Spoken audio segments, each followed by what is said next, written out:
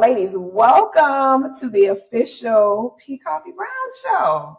Thank you for having me. Yes.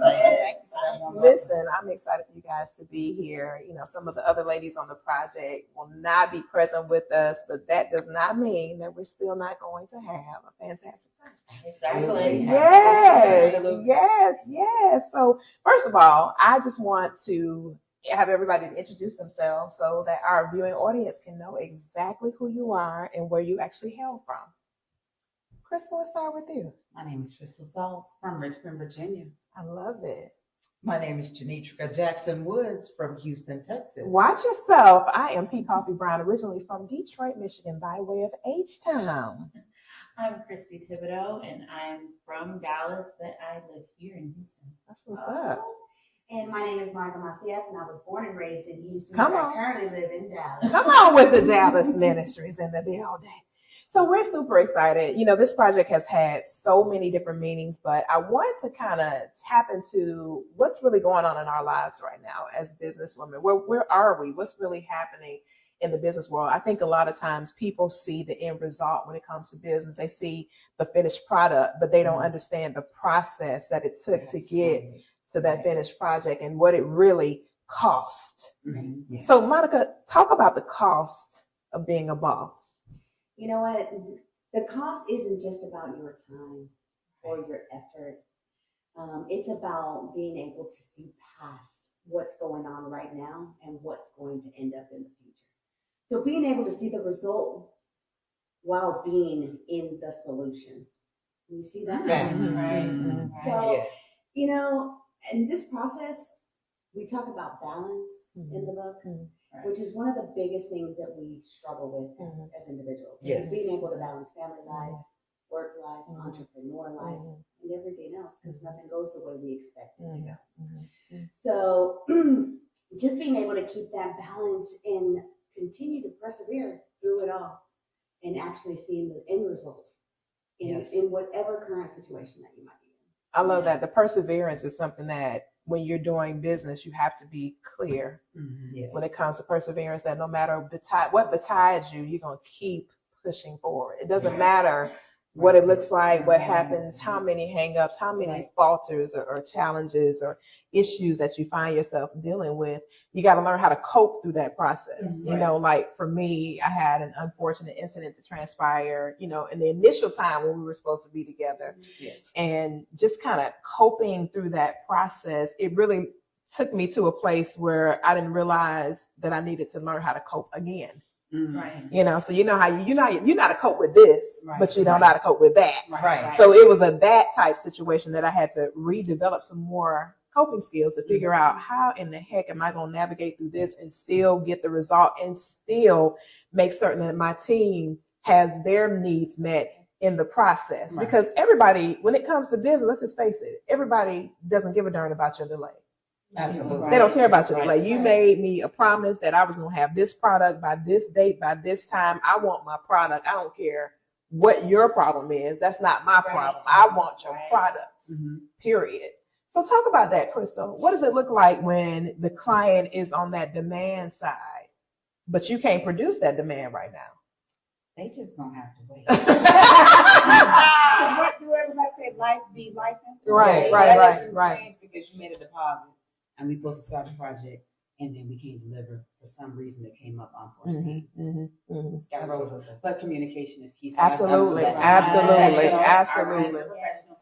communicate what happened and let you know that there's communication. You can get your product. Absolutely. You can get your service. Absolutely. Excellent. Absolutely. And you know, that comes to the point where we have to have those defenders on our side, those attorneys, those administrative individuals that are on the back end that are communicating, like you said, like our VP of Communications, Grace Rich, you know, having that person to be that voice when you're not able to speak on your own behalf. And then also understanding contracts. See, a lot of people don't really understand contracts. That's the reason why everything has to be in writing in case there is something that happens where there's some kind of clause and it says, hey, it's going to be delivered by this particular date, no matter what, although we propose this particular date.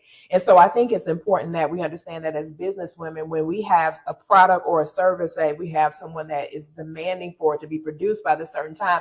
Well, did you read that clause that's inside of your agreement, which says, in case of emergency, this is the window of time that we have to be able to produce what it is that we promised that we're going to produce. And I love what you said when it comes to the quality, the quality. Right. And a lot of times when you push too far, you lose that edge to have the quality that you really want to have when it comes to your product or service.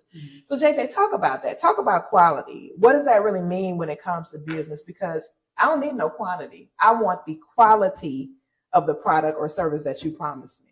Absolutely. And it goes, for me, the quality just comes with having that trust and that relationship with my customers. Absolutely. With, of course, the publisher, and of course, everyone, all of our administration, to make sure that the product that which we are promoting is the quality in which each of us authors have written it, because we poured our souls out in this project, and we don't want to rush the project just because we're trying to satisfy a customer on time. We want to make sure that the quality of the project is our reputation, because we're building a brand. Absolutely. And we're representing that brand, and we want that brand to be the quality of which our sacrifices, our, all of the things that we're trying to do in this business, persevere, giving up of our time, making sure that we try to find the balance with our families, with our work, with ourselves, doing self-care. All of those things is a part of the quality product in which we're giving our customers. So absolutely. And that is very true, because when you talk about brand, what most people don't even think about is when it comes to branding, they're buying you. They're not buying the product or service. They're buying you. And if I purchase you, I need the best version of you that it is possible. Because at the end of the day, when you have those reviews and things like that, when someone goes to Google your name, you don't want to have a whole bunch of frailties listed because you were not able to be your best self. And you talked about that self-care and that balance and harmony. Crystal, talk about that balance and that harmony, Chrissy, that balance and that harmony when it comes to business. What does that look like? Balance and harmony looks like everything is working and gelling into itself, into one great product, something that someone wants to repeatedly come back to. Yes. Everything is put into a good package that is wanting to be repeated. Everything is looking like it's top notch. It's not rushed. It is at its best at all pieces, and it takes time to curate. So all of the pieces that we've already just talked about is your best quality, and that is exactly what we want to always put out, is at that top notch piece. And again, you can't rush it. Absolutely not. It's just a gel with it all put together. Absolutely not. And when it comes to brand relationships, cultivating those brand relationships and those partnerships, like the t-shirts that we have on right now is the result of Monica Messiah's company. One thing that we have to understand when it comes to business is how we're going to develop these partnerships that create the kind of results that we want to see happen on the big canvas, on that big screen, when others see us showing up. Like when we walk through the mall today and all of us are in harmony with our attire on, and they looking like, well, who is Boss's Babes in Business? Well, I'm glad you asked. Exactly. It's a community of women who decided to lay out that plan of action that we took to get to the results that we're experiencing now. And so one thing that we all have to understand when it comes to business, especially those that are aspiring to be business people, aspiring to create brands, is you have to know who you're going to have in your corner. Having somebody to lean into is going to be important. Now, I'm not talking about the copycat syndrome. For those out there who think that you're going to copy the right cat, no, I need you to have your own creativity. It is dangerous to be copying any cat.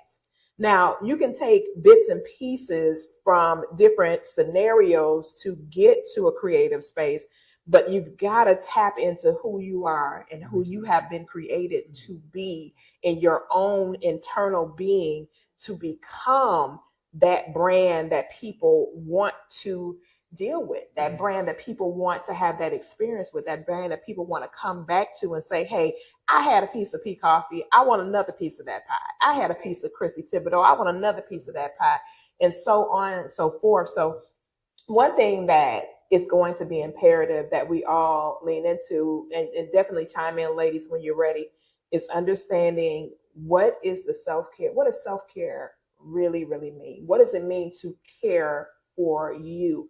One thing that I think about when I think about that term is when I look from a biblical stance, and not to get preachy as a preacher, It's okay. but in the biblical stance, when you look at what it says, love thy neighbor as thyself.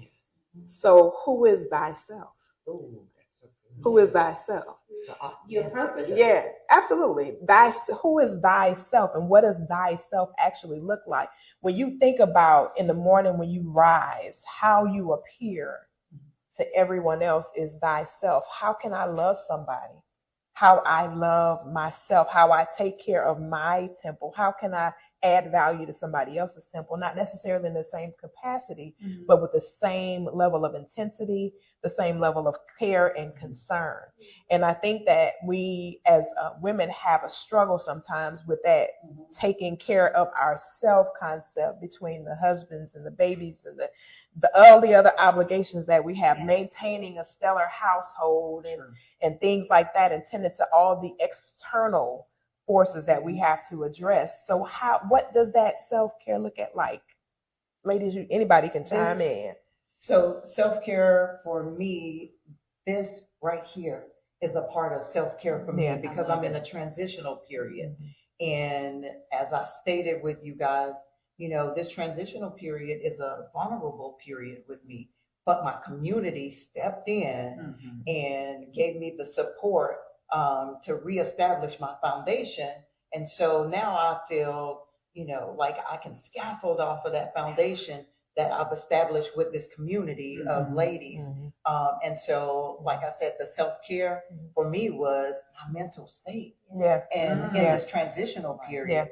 And that goes on with me being able to forge forward and promote and be there publicly for my customers, and to be able to talk about what we're going through. And it just shows what we do in our book, shows the balance of, even though life is lifing, I'm still moving forward. Right. And I have my community to support me. And so I can be reassured when I'm out there that I can put my best foot forward, and I can do it with the confidence, knowing that if I fall, I got some girls, some ladies that's going to hold me up, that's going to, you know, give me the information that I need to maybe do what I need to do on social media, or you need to promote this way, or you just need to take care of yourself and go sit down somewhere so that we can keep going on.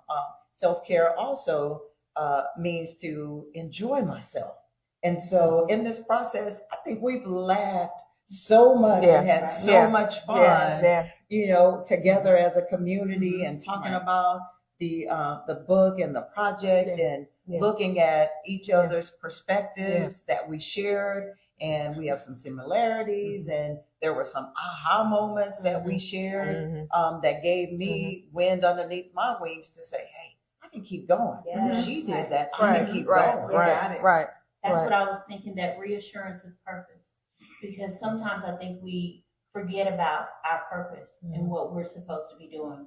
Because our first conversation that we had was understanding and being reassured that we're walking in the path that we're supposed to. And sometimes we get off of that path, and we get that unsteady feeling because it feels a little weird.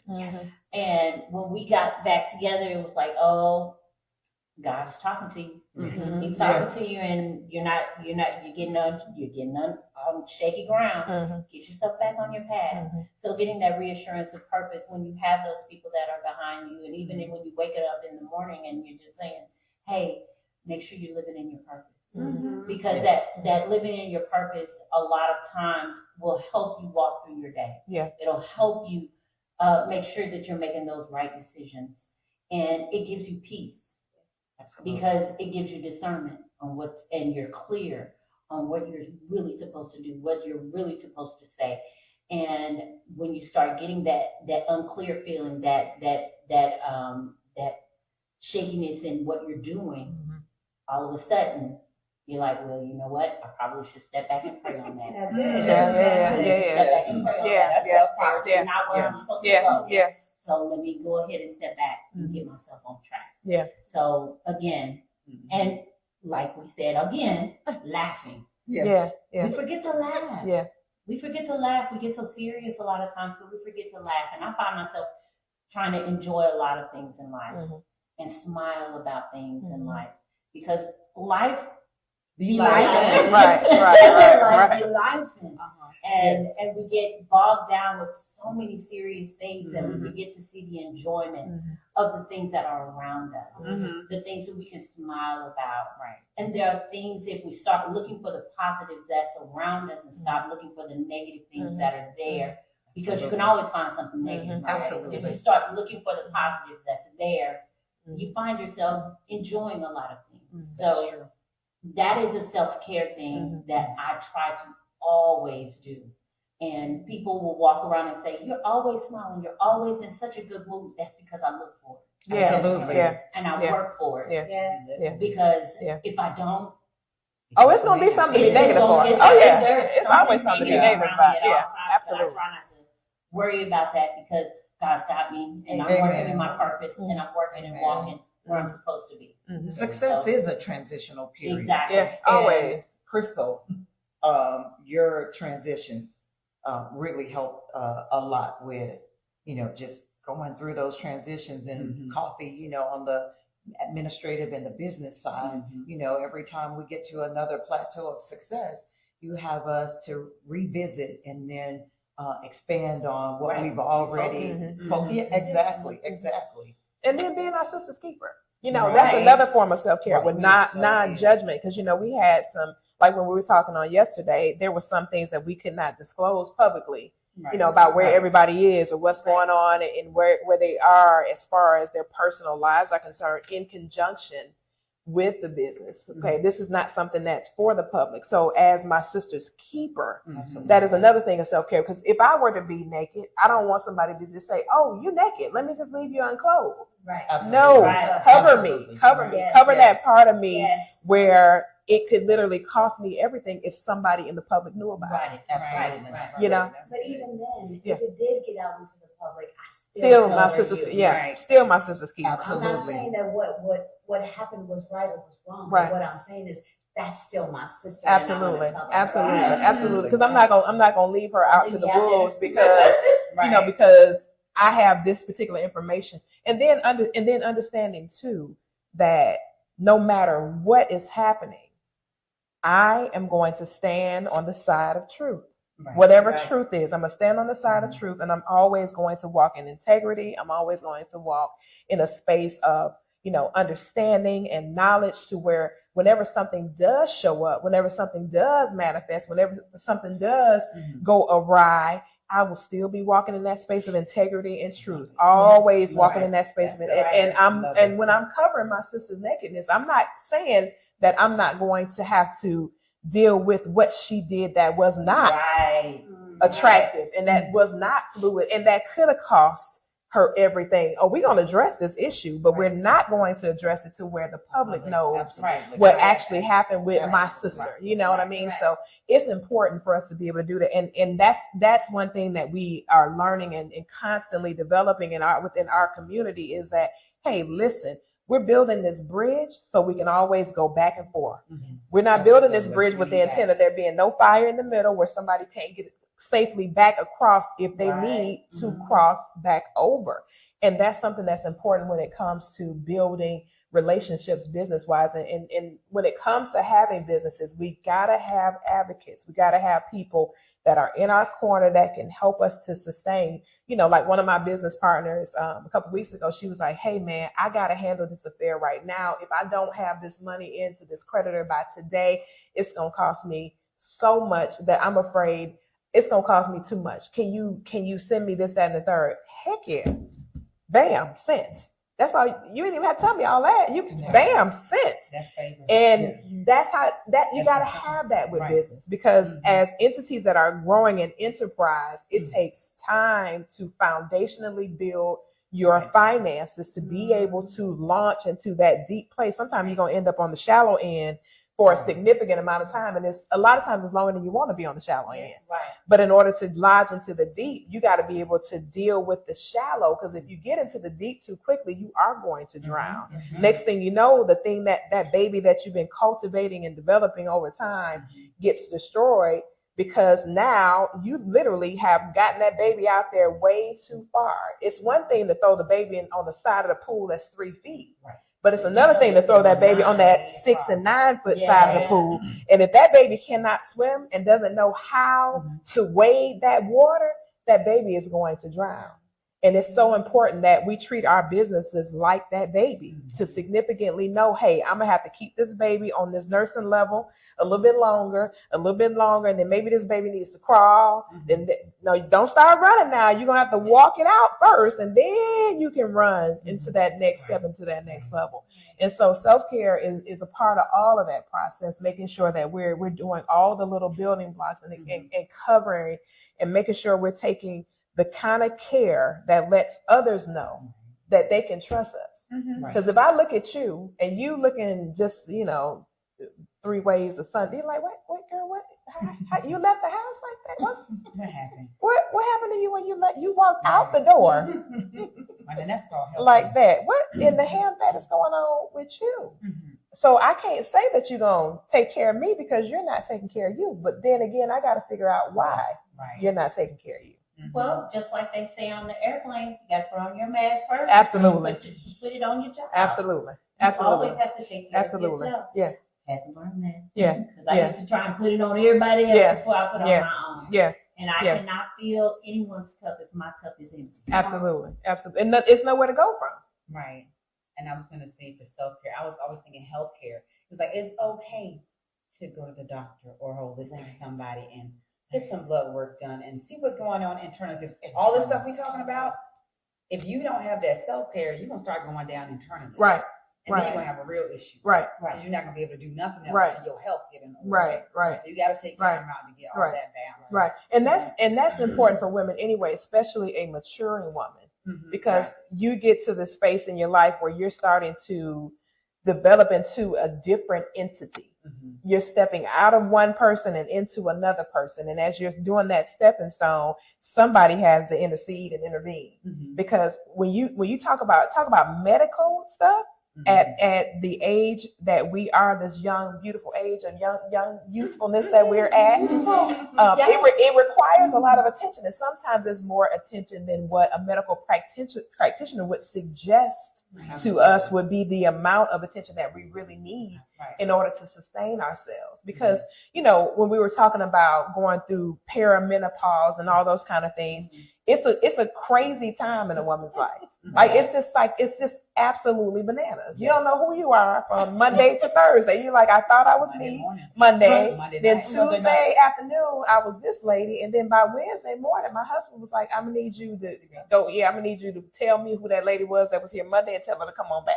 Because I need to talk to her again, And so, but it's not anything wrong with that. It's a part of the process. However, like you said, if I'm not having somebody in a medical field to substantiate my situation, I won't have a buy-in from those around me. Right. So a lot of times we got to make sure that we're plugged in to that system to be able to be okay. Because you got to be plugged into somebody. Right. Because there are certain things that because as we were talking about it, even when we were in the car, I was like, oh, wait a minute. Other people had that? Yeah. Oh, yeah. Wow. Yeah, it's a hot mess. It's a whole vibe.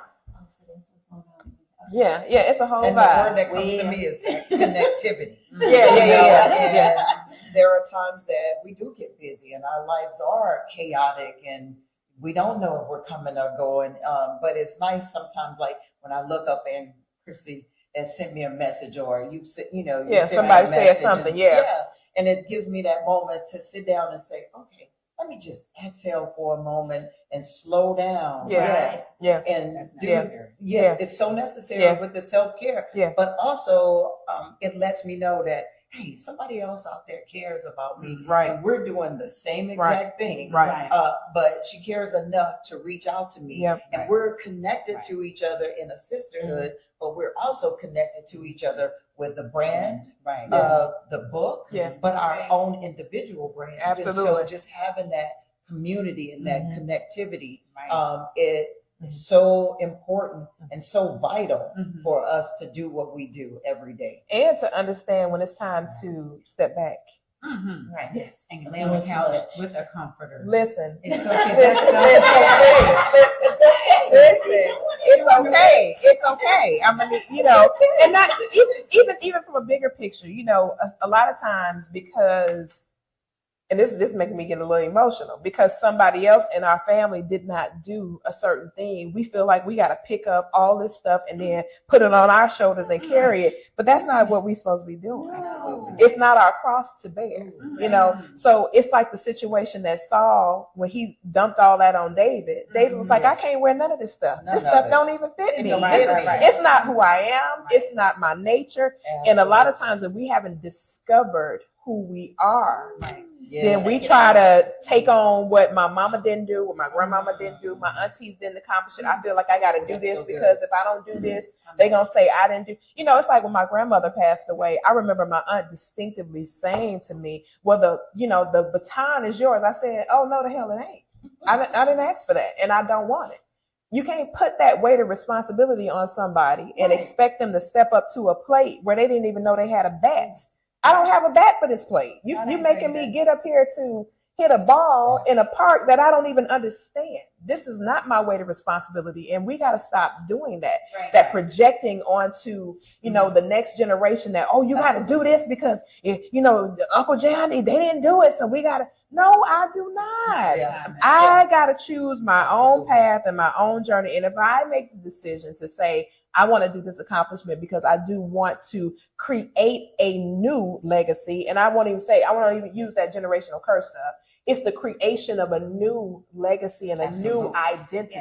Because everything is not a curse. Just because you got 5 generations of women that chose to be wives and mothers, that doesn't make it a curse. Absolutely. That's right. So a lot of things that we have said were curses, they're not curses. They were the blessings of that generation and the choices that they made based on the information that they had and the buy-in of what they chose to do.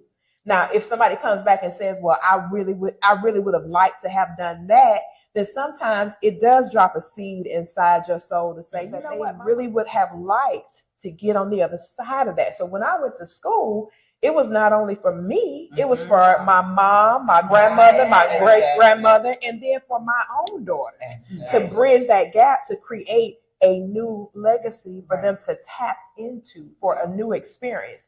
And it's because when I heard that over and over again, it just dropped that seed in my soul to say, hey, no matter how much older you are, then you feel like I should have did this a long time ago. No. Do it because you have the ability to do it now and knock that thing out. Knock it out. And you make that choice to do that. Exactly. And it wasn't forced. Yes. Right. It goes like the conversation we were having last night when we were talking about purpose. Yeah. Right. And to be able to hear his voice. Yeah. And like you say, it's not always where we're supposed to take that torch and go and run with someone else's dream, someone else's vision, because God gives us our own dreams and our own visions to walk in purpose as designed by Him. Right. And just because it didn't happen, maybe delayed, but not denied.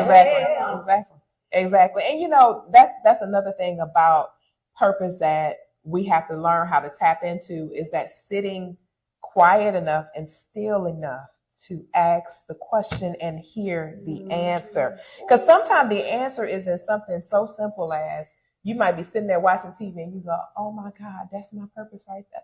Oh, it just dawns on you that, oh man, that's something I can really, oh man, I can really do that. And it does something to you because you can feel it. Right. And you can feel when it hits you. And when it hits you like a ton of bricks. and you cannot live without that thing. That You just deep can't live voice. without it. You'll never Yeah, be it just, comfortable. and it comes back to you. No matter how long you delay it, that thing, it'll keep coming back to your mind. That thing will, it's almost like a homing device. Yeah, it's deeply rooted and it's embedded, and we have to walk away from the fear of doing whatever that thing is. Yeah. Because sometimes there's such a great fear attached to it because it's going to be an exposure. And remember, Somebody it's a gonna journey, be, and right, not a race. right. It's going to be some kind of an exposure, even if it's like, I got to expose myself to the whole world, or I got to expose something that happened within our family that was something very, very intimate. But now here it is, like you were talking to the guy about publishing the book, and the guy was like, oh, I can't tell all my daddy information, Right. But at the same time, he was saying, I do need to make sure that I share his story, right? But the parts of the story that are dirty is what makes the story pure. Right.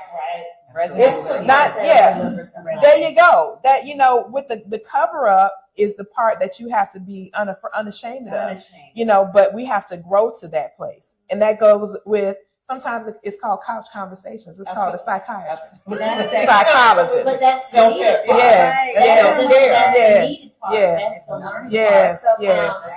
It's still self-care. Even when I'm teaching my students at school, I say, it's funny how we have these characters in these stories, and the character really doesn't learn anything until they actually hit that problem, and they experience that problem. Right. Their parents or whatever in that story is telling them over and over again, but until they hit that wall, they hit that problem that makes them feel or hurt. That's when they start to learn. That's when that behavior changes, and that's the same thing with the guy. That dirty part, that's what's needed. Right. That's the part that needs to be talked about. That's the part that needs to be exposed, because people do not understand until they hit that dirty part. Absolutely. That's when behaviors change. Absolutely. Not when the talking happens, but when the experience happens. Right. That's that part. Yeah.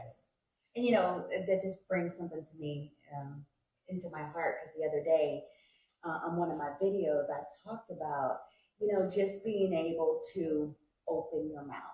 Like, what is keeping you from testifying to that juicy stuff? Because that juicy stuff you don't want to share. That's that stuff that you are afraid of how somebody's going to respond to you, or how they're going to think of you after you share it. That is the thing. It is that testimony that will deliver someone else. They need that. It's not about what people or how they're going to respond to me. It's how's that person how's it going to change their life? Can I But share that's when we when start building our solutions, though. Right. Yeah. Right. Very true. Can I share, when we all submitted our chapters for the book, none of us knew what was going to be in there. Oh, getting goosebumps just thinking about it. And so when I got into the book and started reading everyone's journey, I could see things that were relative to my life, or things that were relative to something I went through in the past, or things that I'm currently going through. And it just gave me, exactly what I needed to say, exactly what we've been saying, that community. We're all experiencing the same thing. And we all have the same end result in mind. And how do we navigate through this journey? And we just shared in the book, which is a phenomenal book, how, we're navigating with being in business and having that balance. Man, this has been wonderful. I'm super glad and grateful for everybody just coming to be a part of this conversation today. I appreciate you guys so much, and I definitely look forward to many more conversations. And for the viewing audience, if you want to grab that book, you can go to Amazon.com, or you can connect directly with any of the writers on the project to be able to grab a copy of this brand new international best-selling, hit all 7 continents publication, Bosses, Babes, and Business. God bless, and we'll see you on another edition of the Koffe Brown Show. Peace.